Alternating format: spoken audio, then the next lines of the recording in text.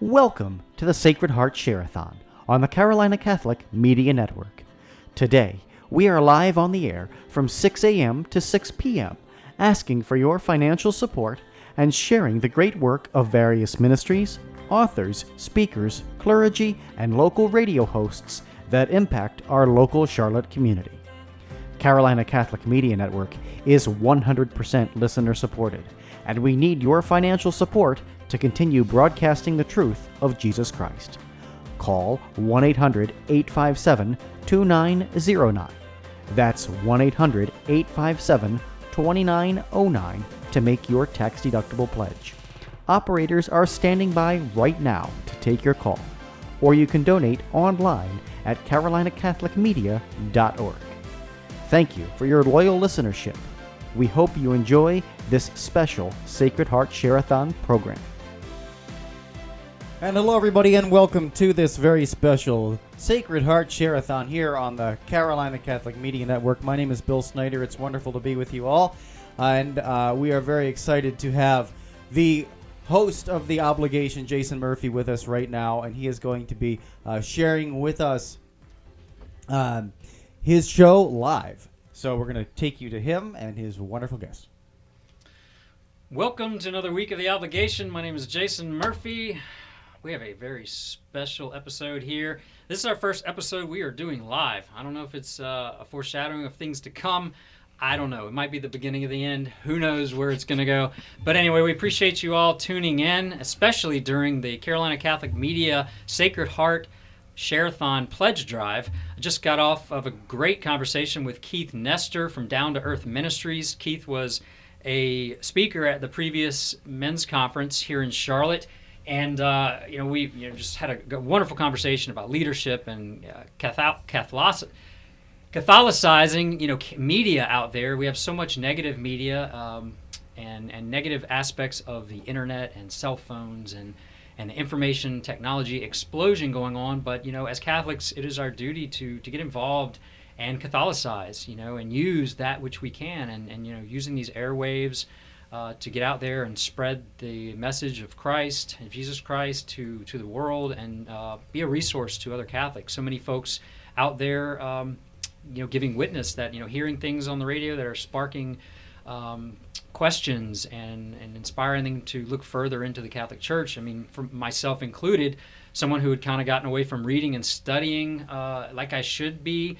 Now, with this show, I'm spending hours and hours a week, studying and researching canon law and liturgy and, moral and ethical questions and just so many topics coming up and, in the realm of church politics, church liturgy, and the relation of our current political spectrum that's going on. So, so blessed to be here, for the Carolina Catholic Pledge Drive.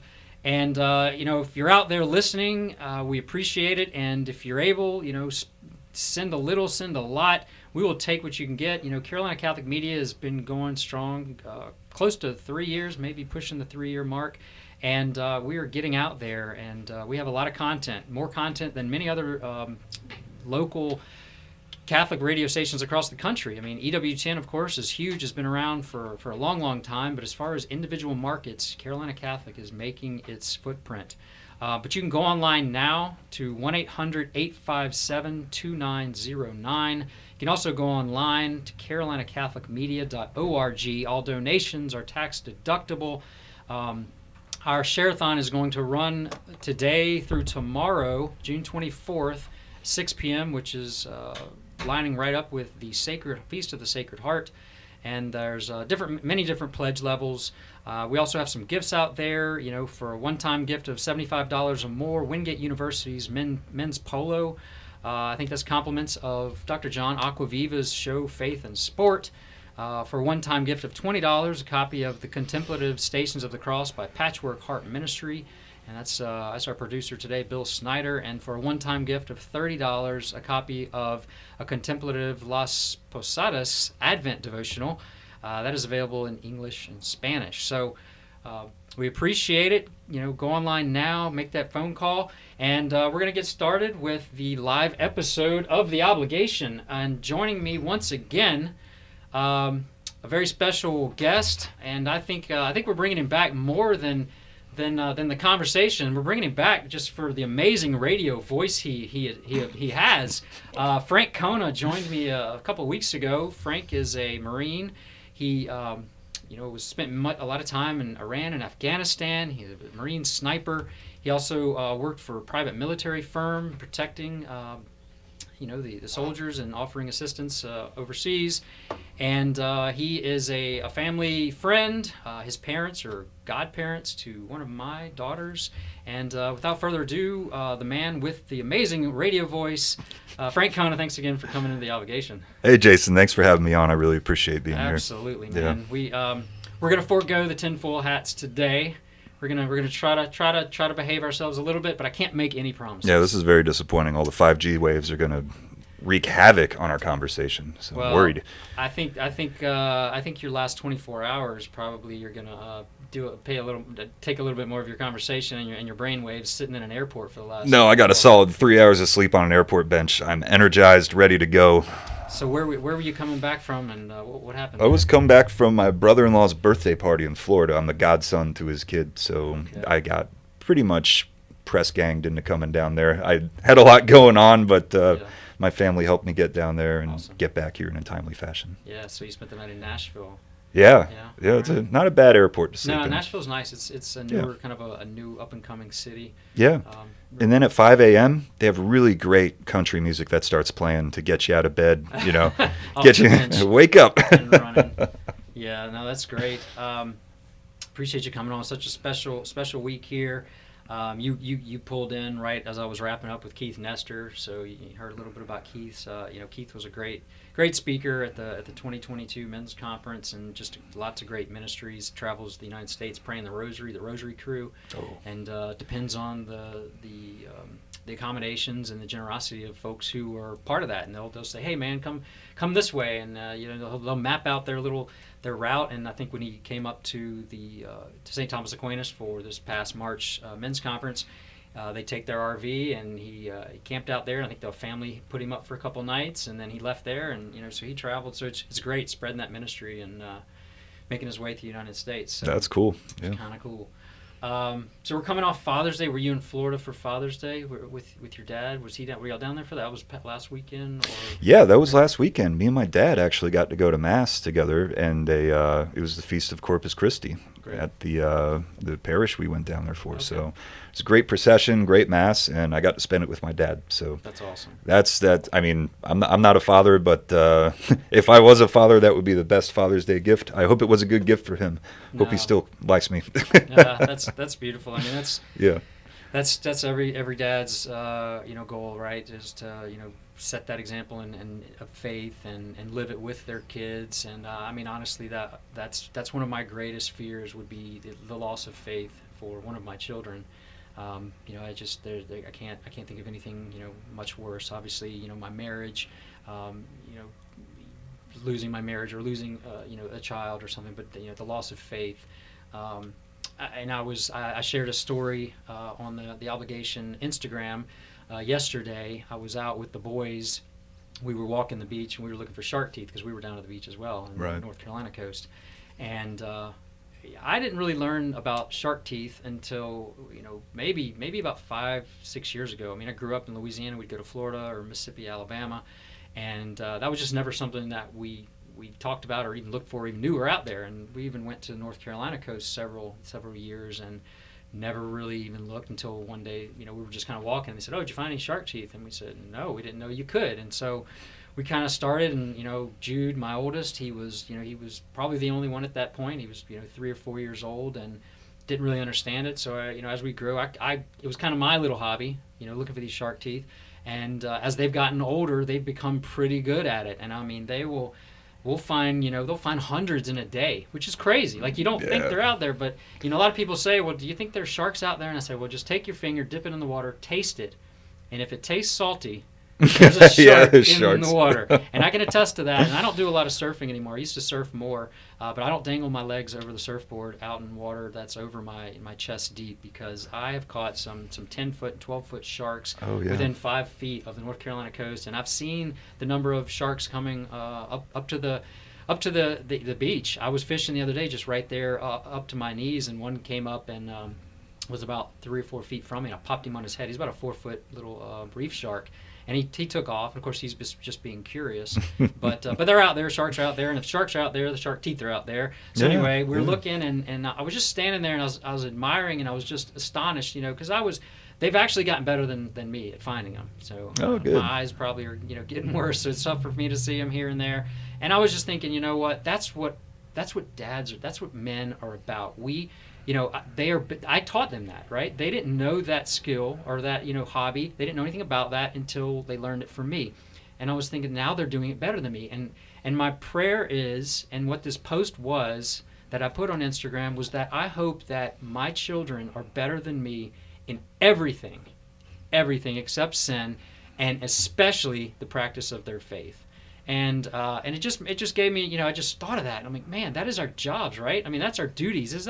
Wasn't that what your dad was doing when he was forming you? And now you, a man practicing his faith and able to go to Mass on Father's Day with your dad. And what a special gift, such a right? blessing. I don't have to go visit him at some apartment complex or anything. Parents are still together. They go to Mass together. I go to Mass with them. It's such a blessing. So.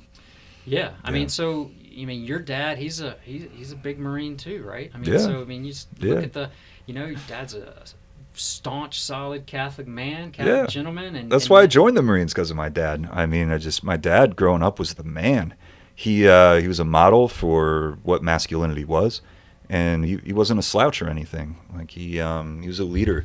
He's a natural leader. He's masculine. He was a good Catholic, and I took all that as basically a model of how to be. And I kind of fell short in some areas, but just seeing him as a model for what you're supposed to be was tremendous. Yeah. Your dad. One other similarity. We could bring your dad in here because he's got one heck of a raspy radio voice too. We even made the joke the other day that you such a great voice, even along the lines of Wolfman Jack. I think back in the '70s, Wolfman Jack. He was spinning the albums and coming on. American Graffiti. So no, that's great. It has to start in our families. It has to start in our homes, and. If we can't lead in our homes, there's no way we're going to be able to go out and lead and in society or lead in our church environment. We have to be leaders in that domestic church. That's where it starts. If we can't lead there, and I mentioned to Keith, I was coming back from the beach and listening to kind of a Christian radio station, and they have some really good talk, speakers on there, or ministers, and they were talking about leadership and men's ministries, and he was just saying, across the board. Faith and doctrine is being attacked. It's not just the Catholic Church. We've dug in, and we're going to continue to dig in and discuss it. But across the board, doctrine is under attack in all realms of Christian denominations, the Baptists or the evangelicals, and he made a point. His point was a real test of a true leader, a real leader is who's following, and where are they going, and and if you've got we talk about our dads, and you're following your father, and you went in the Marines to emulate your dad, and you've lived your Catholic faith, and that is that's it. That is what it's about. Not just our sons, it's our daughters. That example has to extend to them. Our daughters crave for that affection, and that's hard for a man. It's hard for and you've got 2 sisters, and another brother, so it's 4 of you, and for a father, of course, it's different with the girls. They crave for a different type of affection. The boys, they want camaraderie. They want leadership. They want discipline. Yeah. We want discipline. Absolutely. Human beings want discipline. We want to be led. We want to be disciplined. And kids want that as well. And when you don't provide that, well, you see what we have out there in the world. Yeah, the family is being attacked right now, just like Our Lady warned us. Right now, Homer Simpson dad is the kind of dad they want you to be. If you look at all these popular sitcoms, the dad is an airhead. And he's fat and out of shape, and he can't get anything right. And it's the mom that's kind of put in the position of a trembly chihuahua that starts barking and wetting itself when the mailman comes to the door. Like, I have to kill the mailman. I'm in charge here. I don't want to be in charge. I'm 7 pounds. I'm ill-suited. but they feel like they have to because their dad's an airhead. That's right. And so that's really just part of the bigger attack on the family. I mean, the family being like an icon of the Holy Trinity. Yes. I mean, can you imagine the Blessed Virgin Mary talking to Saint Joseph the way some of these sitcom moms talk to their husbands? Yeah. Doesn't that just strike you as totally absurd? But that's what they want. And instead of Leave It to Beaver, which I guess is, a little better, dad is respected. People ask his advice. He comes home from work and people like him. They're happy to see him at least. But now the model of dad they want is Homer Simpson. Yeah. Yeah, it's unfortunate. We see that. And I see on a regular basis, I see these dads, and they just want to be these, and I hate to quantify them. These kind of just go along, get along dads. They just want to be Johnny Feel Good. Right. Don't want to upset anybody. Want to make sure everybody's happy, because it's all about being happy, Frank. Right. It's all about being happy, and as long as you don't upset anyone else and you're happy, that's what. And that's not it, And like you were saying with the boys, like ironically, the lack of discipline will make men really unhappy. I saw that in the military. Yeah. You have a soft leader that doesn't enforce discipline, right, and doesn't have his head on straight. Everybody resents him, and nobody's happy at the end of the day. The mission doesn't get accomplished. Yeah. Yeah, no, back to with the girls, with my girls specifically, it takes effort. I'm not a super affectionate guy. A lot of guys aren't. Most guys aren't. We're kind of we're kind of quiet. We kind of like, as long as the boat's not rocking, things are good. But we got to pay attention, right? And so it's not enough to just kind of come in and like even my 1.5-year-old, our youngest.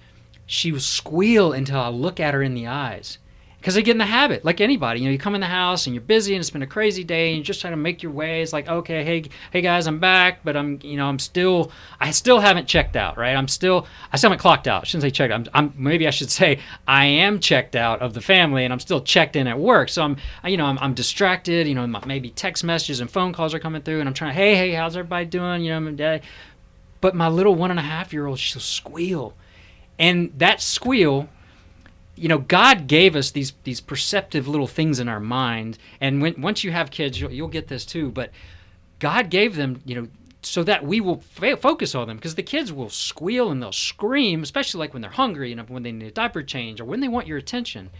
And it pierces, and I don't know, maybe I'm just very sensitive, but I don't think I'm special. But it pierces a certain particular part of your brain that you gotta pay attention. You gotta, and so, and I'm like, I'm so sorry. And she's down there looking at me, waiting, and I might like pat her on the head, but if I don't look at her in the eye and make that contact, it's you can just see the difference. And all the girls, they need that affection, that eye contact. The boys, I can come up, put them in a headlock and pop them on the head. I'm sure your dad did the same thing. Yeah. And that's guys, that's a different kind of affection. That's just an acknowledgement, right? Yeah. Guys don't need a lot of that typically. They just need like, hey, I'm here. Give me a high five. Give me some dab. I'm here. We don't need that emotional affection, but the girls, they got to have that. And so we've got to be aware of that, and we've got to give that, because just like if we don't raise our kids, someone else will, and the world will. Yeah. And if we don't give the affection to our daughters, the world will, and we know where that ends up. Yeah. So the world is there, and definitely we'll take them and we'll give that affection, and we'll definitely not use and abuse, like I was talking about earlier. Our Lord will use and abuse us, for the greater glory, but the world will use and abuse us and throw us away. But anyway, we are here, live episode of The Obligation. Our producer, Bill Snyder, back behind the scenes, running the show, running the Share-A-Thon. Bill, we really appreciate you being here with us. Frank Cona in the studio, sitting with me for our first live episode. We are in the midst of the Sacred Heart Share-A-Thon on Carolina Catholic Media. The phone number to call in and donate is 1-800-857-2909. You can also go online and make your tax-deductible donation at carolinacatholicmedia.org. The Share-A-Thon is running until tomorrow, June 24th at 6 p.m., which is the Sacred Heart, according to the Novus Ordo rite, the Latin, the rite of the church. We're not talking about the traditional Latin Mass. I know that the Sacred Heart was, last Sunday, but it's transferred with the feast of the precious body and blood, which was celebrated last Sunday. in the church. And so tomorrow will be the Sacred Heart. We have lots of gifts for any donation, any size. So go online, make that donation, make it count. We really appreciate your support. We are alive and well and thriving and sending out Catholic message and content to the folks of the Charlotte and surrounding areas. WCGC is the call sign for AM 1270, where Catholics grow in Christ. So we're here. Frank, you're back in Charlotte. Spend a little time in Florida. We're talking about dads and leadership and fatherhood. And I had an interesting story, an interesting event with my kids. I had 4 of them down at the beach. My wife had to come back to Charlotte, so she took the baby, Ella, and she took Anna together. And so I had the other 4. So I had Jake, who's 4, and Joel, who is 9, and Ava, who's 10, and Jude, who's 14. And I had to close my eyes and think on that. Now, don't ask me their birthdays right now. It's a lot. 6 kids is a lot. I love my kids, but it's a lot of information packed up there. But anyway, so I had them. So our plan was to go fishing. And sometimes we'll go out fishing. We'll go out to the Gulf Stream. And from where we are, it's about a 65 or 70-mile trip out there. And all of them have been out there. I've actually been out there with my 4-year-old out 70 miles, and we've caught fish. So great. Pretty cool stuff. Kind of adventurous. My dad was an adventurous man, and I kind of inherited that. So our plan was to go. So I guess Tuesday morning we were going to get up around 3:30 or 4 a.m. and head out, and that's kind of our typical way that we do it. And then we'll go out and we'll be out there by maybe 7 o'clock, something like that, and start fishing. So my daughter Ava, she is not as adventurous as the rest of us. She's very conservative, which I'm very thankful for, because my daughter Anna is going to jump when you say jump and not going to ask, what's below the surface. We're just, she's just going to go. She's going to go for it. She's adventurous. My other children are kind of moderate there. Joel's a wild man. He's going to be a adventurous guy. So anyway, we're sitting there, and Ava's a little downtrodden. She's a little upset. She's missing mom. And we're talking about going fishing, and she's been out there before. And the last time she went out there was actually pretty cool. On our way out there, they had a SpaceX launch out of Cape Canaveral down in Florida. Cool. And so while we're heading out, we see this glowing thing up in the sky, and we slow down the boat. We look, and we try to figure out. We realize it's a SpaceX launch. So we were able to see this launch from the ocean. Probably at that point we were about 40 miles out. So it was really, really cool. So she got to see that, got to see some really cool fish we caught that time. So she's been out there, but she's, again, a little hesitant. So I'm doing my dad's speech. I'm trying to talk to him about, in life, there's, certain things you'll remember in life, and you'll have vivid memories of certain things, and other things, monotonous things. A lot of people go through life and they just live this monotonous life, and they're really not going to have any big milestone memory moments. It is what you make it, right? I'm not talking about being dangerous, and I'm not talking about putting them in harm's way, but there's times in life where you want to just kind of do something off the grid. And I was telling them, like, one of the examples for me was when I was in my early 20s, and I had a group of guys and we packed our backpacks and we hiked into the mountains for several hours, and we found a spot near a waterfall and we camped out. And I can tell you every detail about that trip, all sorts of details about that trip. And that was 25 years ago. Could I tell you what I did last week? On a day-to-day basis, I couldn't tell you what I was doing early this morning, usually. It just kind of gets filed in, and we just keep cranking it out. So I was sitting there, trying to embellish, say, hey, you've got to, try new things, and these are memory-making times and all this. So they took it to a different level. So while I'm trying to inspire my daughter just to be motivated to get up in the morning and be ready to go fishing, they kind of put their heads together. They go into this little group, and they come back and they say, Dad, what if we go out there tonight and spend the night out on the ocean? Oh, that's cool. Yeah. Yeah. It was still about 6 o'clock, so it was full daylight. And I was putting, I mean, I'm the type of guy, Frank, if you called me up, if I'm on my way home today and you say, hey, I just got a free helicopter ride, and we're going to go up and we're going to parachute out over Crowder's Mountain, I'm going to say, what time do I show up? I might be freaking out a little bit, but I'm the kind of guy, if something like that comes along my path, I'm going to jump on it. Yeah. So, why would you pass up something like that, something unique? Yeah, right. And so I said, well, okay, I could do that. And I said, but you're going to have to ask your mom. So, Dad's got to defer to Mom. Got to make sure Mom's okay with it, right? And she's not much of an adventure taker. Like, Joanne had never been on an airplane till we met. So, oh, really? So when and she brought there's she became Catholic, right? I mean, the great adventure. She was a Protestant, Baptist, and she took a ride on the greatest adventure of becoming Catholic, by our relationship. So which I'm forever grateful, eternally grateful for. And now we're raising our 6 kids in the faith. So a beautiful thing, beautiful testimony. So I said, call Mom. So Mom answered, and she's like, of course, well, no, that's crazy. And I said, well, it's a little more dangerous going out at 3 or 4 in the morning in pitch black.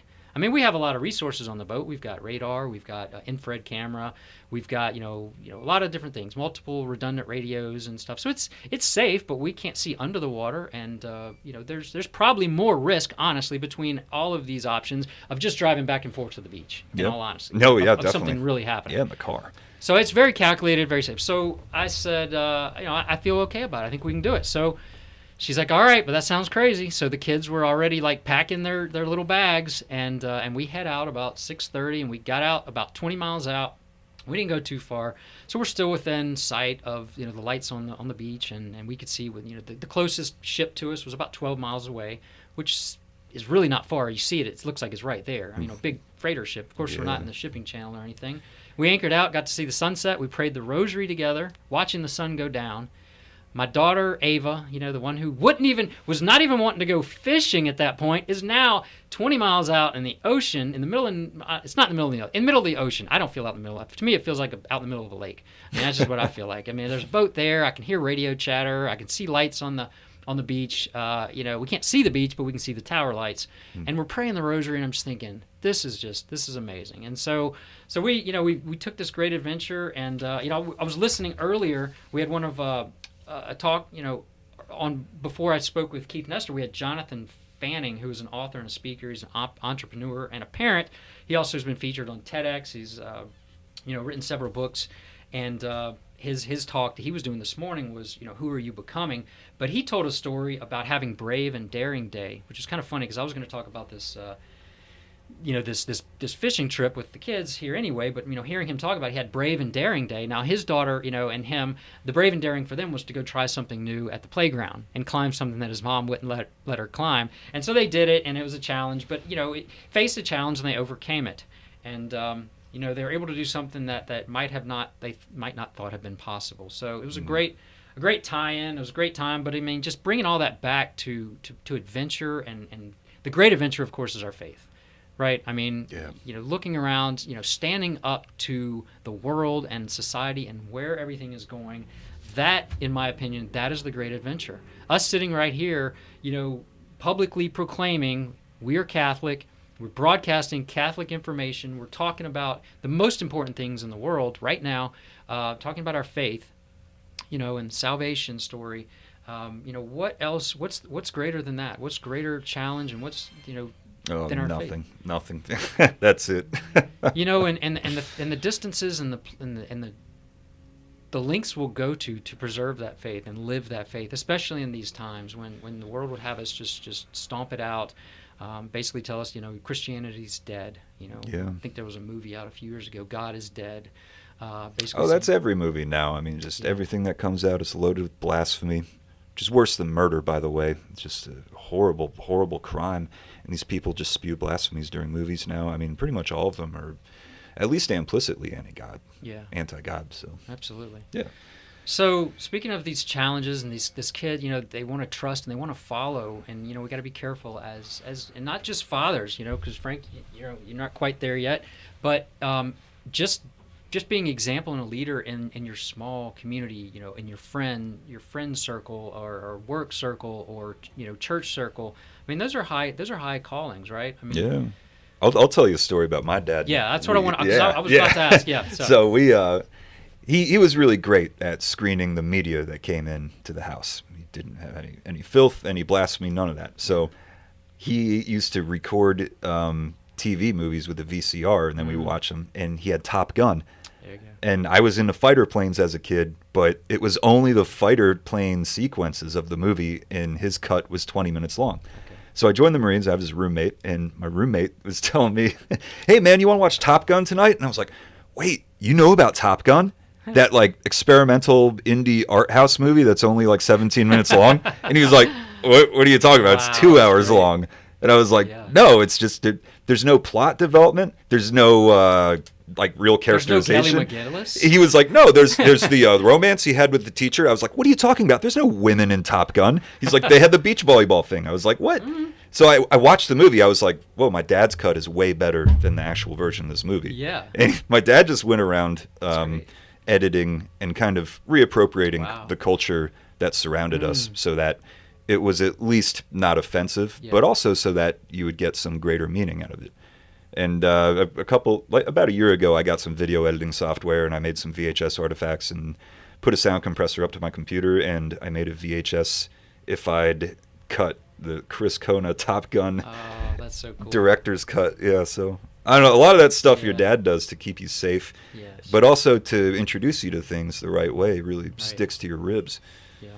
No, that's a great story. Yeah. Chris Cona, I can see that. And, Oh yeah. Oh yeah. I mean, we go to great length as well, and we have to be very careful, with what content and how when it's brought into the house or how it's brought into the house. Because Yeah. eventually, some way, your child's going to be exposed, whether it's at school or even God forbid, in a church setting, there may be something said that your kid may not be aware of, and that's going to come home, and how is your child going to go about finding out about it? Do they feel comfortable coming to dad or mom and saying, hey, I heard this, what is this about? Or are they going to go and find it, and find it in a way that, and that's happened. That I've seen it happen with my own kids, even in grade school, hear some kids talking about this or that, and and maybe not even in such a vulgar thing, just a kind of a slang term for something, and Yeah. then you put that slang term into Google,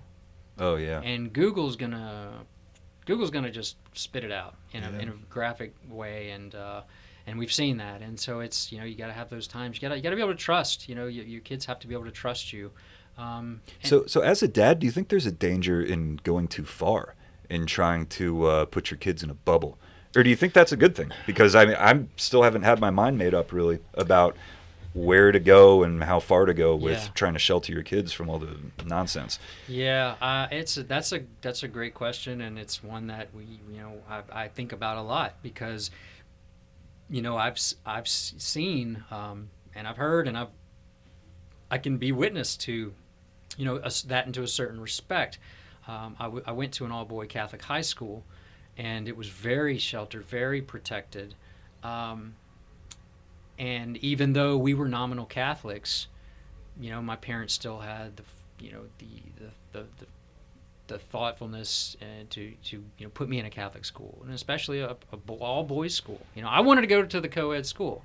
Most of my close friends, went to the co-ed high school, which was still a good school. It was a Catholic school as well. But the educational benefits and just the discipline and things that were at the all boy high school, outweigh that, and my parents really pushed, and so I ended up going. But that being said, my freshman year, my mother, we moved up to North Carolina. My stepfather and her, they decided to move, so we ended up moving up to Charlotte, and I enrolled at North Mech. So that's in North Charlotte, and that's a public school. And again, even though I was in that environment, and we were nominal Catholics, I really, we really didn't go to church every Sunday. When I was presented marijuana in the bathroom as a freshman, as a 15-year-old, and around some other stuff, I didn't know what it was, but I knew I shouldn't. I kind of knew enough about it, and I didn't get involved with it at that point. So I think, thank God. so there was enough there. Now, as far as the bubble, I guess it's two sides there. I guess that that kind of bubble, I think it provided some insulation and protection of choices, even though I didn't have a good spiritual grounding. But then as I moved back to Baton Rouge and finished high school there, and then went off to LSU. I kind of went crazy. But I don't think I went crazy because of the insulation, the discipline. I went crazy because I had no faith.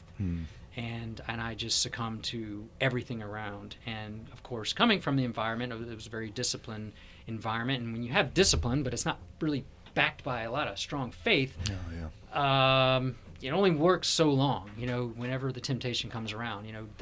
That discipline is good and it's better than nothing, but, it has to be discipline grounded in our faith and in Scripture and in our the Catholic Church perspective. So, looking at my own kids, we are very protective from the eyes of the world, you would say. We are extremist.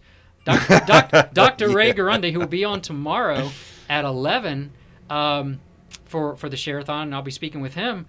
Don't miss that. That's going to be a great conversation. He called me a Neanderthal the last time I talked to him because my kids don't have cell phones. Oh, yeah, right. And my oldest is 14 going on 15.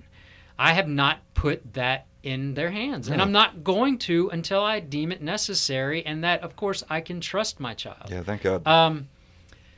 Now, where does that put me?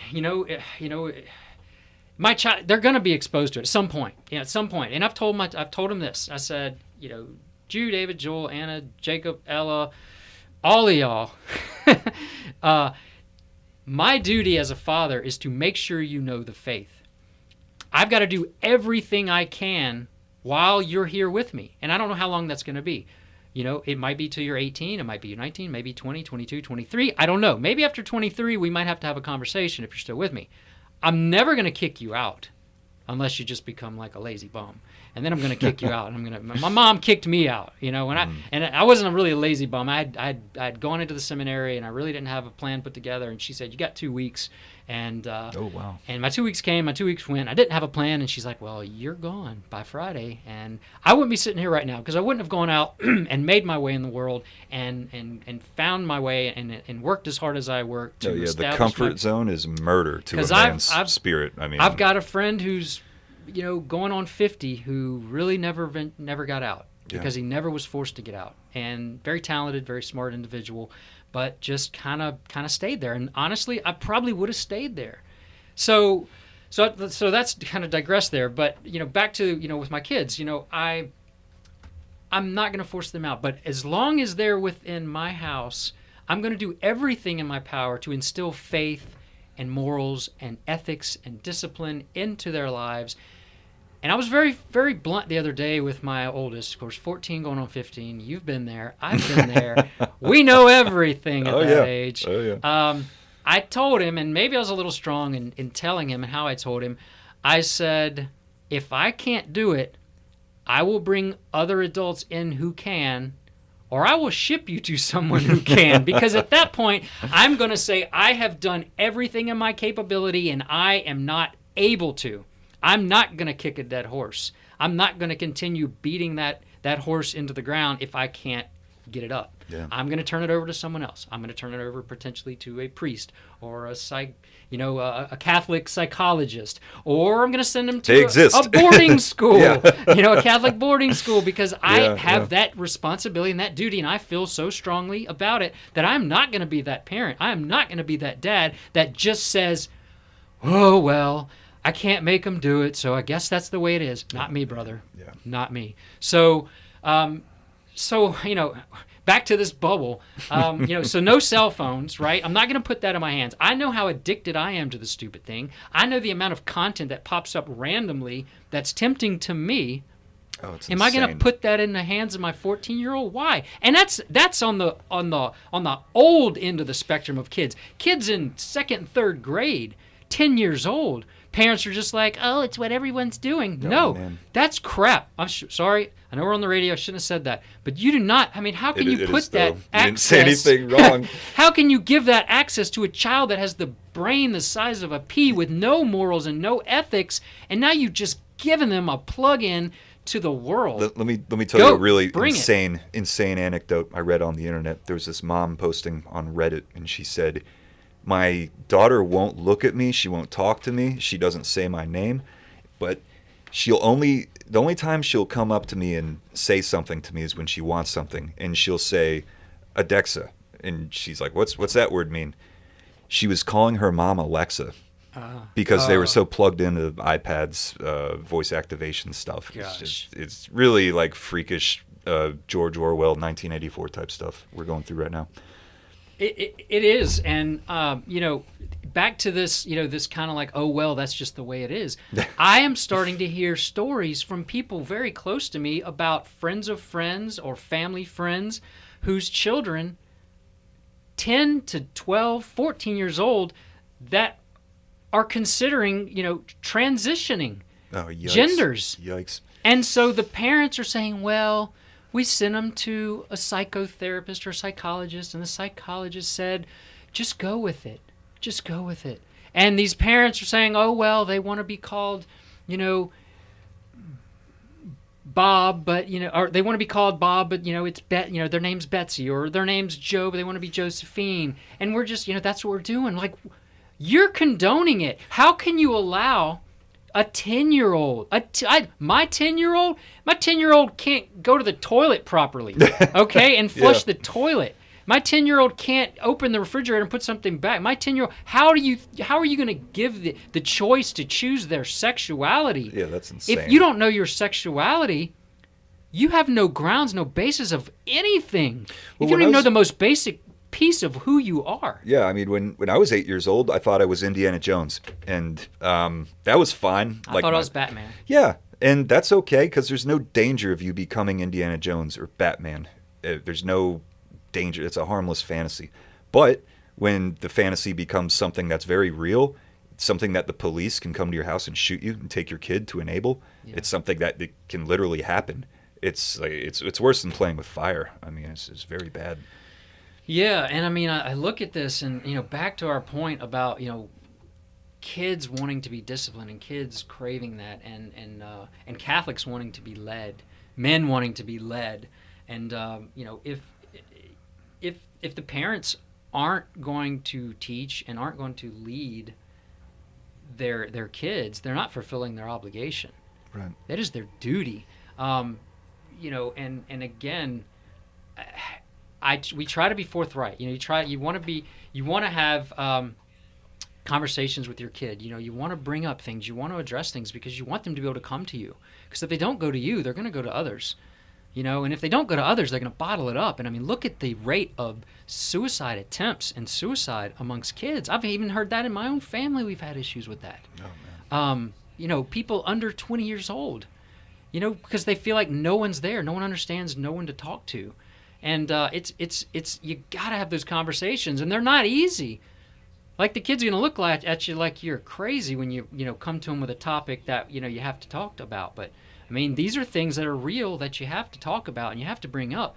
And it's so interesting to see, when we get together in the evenings, we have dinner and we usually sit down and we'll pray the rosary together. But before we pray the rosary, we'll have like family meetings.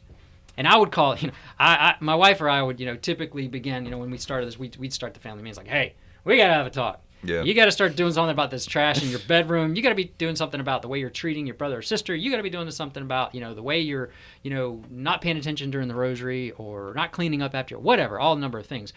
But interestingly enough, the kids will come to me or come to Joanne and say, hey, can we have a family meeting before we pray the rosary tonight? Like, they crave that. They want stability. They want discipline. They want boundaries. Yeah. And a lot of times it's, maybe one of the other kids is being, unfair with them. Or maybe, maybe something happened at school. Maybe, and those are, for the kids to be able to feel comfortable. And I think that's the thing. That's it. You got to be careful. You got to have discipline and you've got to have correction, but you've also got to have that love and that side. When I with my oldest, with Jude, he's 4 years older than all the rest. I was probably a lot more hardcore with him than the other kids. And I think most parents will tell you, their firstborn, they probably were, but you got to find that balance. I would, kind of go off, and now I realize, like, if I'll go in there and I'll give a pop air, I would probably take a little more too emotion involved, when I would correct Jude. And now I make sure it's like one good one or maybe two good ones, but you got to have that control. But then after that, I'm going to go up to him, I'm going to give him a big hug and say, hey, I hate disciplining you. I hate taking this away from you. I hate doing this. Like, this is the last thing I want to do is take it. It pains me for you to experience any sort of pain, whether it's a physical pain or whether it's a neglect pain, like I'm taking something from you and or a loss pain, if I'm taking your, whatever stupid little thing, whether I'm putting you in your room and you don't get to go to the party, or whether you're going to have to sit this out and not go with mom to go do this or do that. Like, I don't like doing that. No parent will tell you they enjoy disciplining their kid, but if you don't, you're just going to make it worse. So it's such a balance. It's such a balance there. But it's the same in the church, right? I told you, we were talking about that the other day. Catholics want stability. Catholics want leadership. We want discipline. And we are realizing around us that, over the past 60 years, I'm saying 60 now. We were saying 50 for a while, but doing the math, 60. Past 60 years, the discipline has been thrown out the window. Yeah. And whatever floats your boat kind of has been introduced in a lot of ways. Yeah. And unless you're part of some kind of traditional community, then the discipline is applied very strictly. It is. It's unjustly. It's unwavering. Whether it's in regards to the liturgy, or it's regards to the music, or the teachings, the doctrines of the faith. They are immovable, right? They're immovable. Right. And what we've seen is just this chipping away at orthodoxy and this chipping away at formality, which is the reason why I'm sitting here today, and it's the reason you're sitting here today, is because you found the traditional Latin Mass. I found the traditional Latin Mass. I was brought up in a very lackadaisical, laid-back, Protestantized environment that did not draw me in. Yeah, same. And just the contempt that I had for the equivalent of the cool parents down the street that let their kids do whatever and stay out till 3 a.m. It's just really upsetting to see, especially when you look back in history and you see what the church was. All the great things they did, all the discipline they had. I mean, the laws of these old countries were formed by the church and what they believed. And now it's like you can barely say anything as a priest or a prelate or bishop or anything that the world and the laws of the world doesn't come down on you for. Yeah. They say that the Catholic Church is the largest religion, right? And then right. I think the second group is fallen away Catholics. Oh, really? That's bigger than Islam? Maybe Christian denominations. Oh, okay, maybe gotcha. Christian denominations. Yeah. Is fallen away Catholics, and that's a tragedy. And yeah.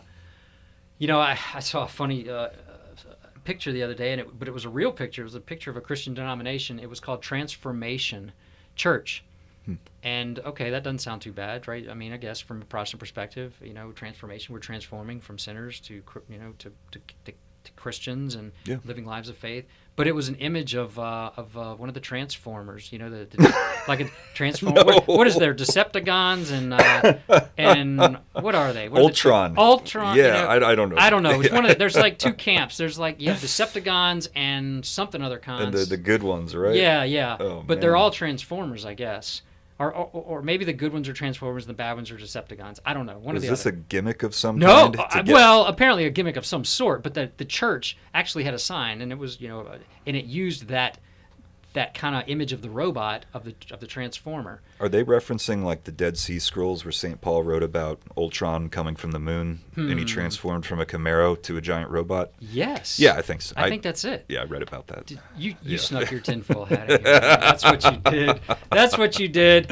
Oh, man, you're here. You're listening to a live broadcast of The Obligation coming to you live from the Carolina Catholic Media Studio in Charlotte, North Carolina. This is our first live episode. Amazing. We're having a great time sitting here talking to Frank Cona. If you're out there listening, maybe for the first time, maybe you're just scrolling through and you found us, well, hang on. We're just going to take a little roller coaster ride through Catholicism and our faith. But ultimately, for the greater glory of God, we're going to talk about our duties as men, as fathers, as husbands, and that's the show. That's the obligation. That is what we started it as. That's just kind of conversation between guys, living the faith, struggling, daily issues, what's going on in the world, what's going on in your lives, your families, your kids. We're broadcast from WCGC. That is Where Catholics Grow, out of Belmont, North Carolina, on AM 1270, and of course online at www.carolinacatholicmedia.org. If you're out there and you want to make a donation, help keep us alive and well on the radio, keep this Catholic content live. We have just such a number of shows, so many shows. There's other men's shows out there. We have Faith and Sport with Dr. John Aquaviva. We have The Remnant with Ray Haywood, and our producer for the day, Bill Snyder. Just a ton of shows listed there, many more than most Catholic radio stations across the country. But yeah, we're running this pledge drive, and you can make that donation at carolinacatholicmedia.org, or you can call in and make that donation, if that's easier, at 1-800-857-2909. All donations are tax deductible. We are going to run through tomorrow, Friday at 6 p.m. This episode right here, Frank, we're doing live. This is off the. Oh wait, it's live? What? Yeah. You didn't tell me that. I know. Whoops. We're here live, and instead of tomorrow at 5 p.m. is usually our show time. Fridays at 5, but we're coming to you live today. So the pledge drive will run through tomorrow, and then you'll hear this show replayed, all next week, and. We've just continued to go. We've got, like I said, we've got Dr. Ray Garundi coming on tomorrow at 11. We have Father Colin Blatchford from Courage International. He'll be on with me at 9 a.m. tomorrow. And Father Colin Blatchford with Courage. Courage is a ministry that is for same-sex attraction Catholics who are struggling to live their faith and live it, according to the call of the church, right? They're not... just like us as men, as with same or heterosexual tendencies, sin is sin, and whether it's outside of marriage or with a man or with a woman, we're all called to holiness and to sanctity and celibacy according to our way in life and our vocation in life. But he will be talking and kind of give a perspective of pride, this whole Pride Month, that the world has just taken and thrown upon us, and that we're basically all supposed to accept this as just the norm. That's just the way it is. No, he's going to be telling us what the Catholic Church's perspective of this, especially coming from a ministry that is there for homosexual Catholics and people in general, to kind of, this is not what you're called to. This is, if they are there, we acknowledge that those tendencies and those attractions are there, but we have to live them according to the gospel. Yeah, and thank God for that, because right? I mean, the way that people become homosexual in a lot of cases is through suggestion and by telling people that it's okay. You can look at the skyrocketing rates of homosexuality in young kids, like you said. Yes. They're being told they can transition, they can be homosexual, they can do whatever they want. Right. And surprise, surprise. Yeah, they're still unhappy. Yeah, give them what you perceivably think they want. They do not want to be able to do whatever they want to do. True. That's a downward spiral. They want discipline. They want to be be brought up proper. And again, back to this with the church. We've talked about this so many times on this show, and especially these days. We want leadership. We want Catholic leadership. We want our bishops to be bishops. We want our pope to be pope. We want our priest to be priest.